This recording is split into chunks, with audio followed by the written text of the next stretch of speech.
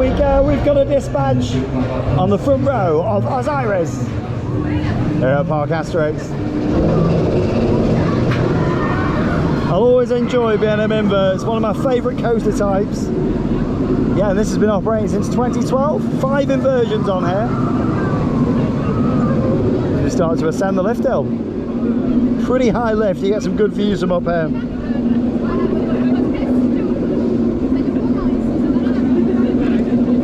Love that little gradual increase in speed there as the other train clears the block brake at the end. We're going to start off with this really steep drop here to really get a good perspective of it on the front. Here we go. OzIris! Hooray! Woo! Woo! Oh, wow! Woo-hoo-hoo! Into the loop! Oh! Woo! So smooth! Woo! Down with the water! Oh! Absolutely brilliant! Woohoo!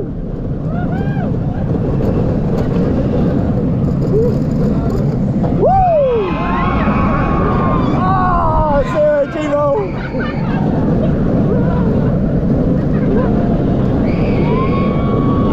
Woohoo! Oh! Such a long ride as well. Excellent coaster. Really enjoyed that, as always.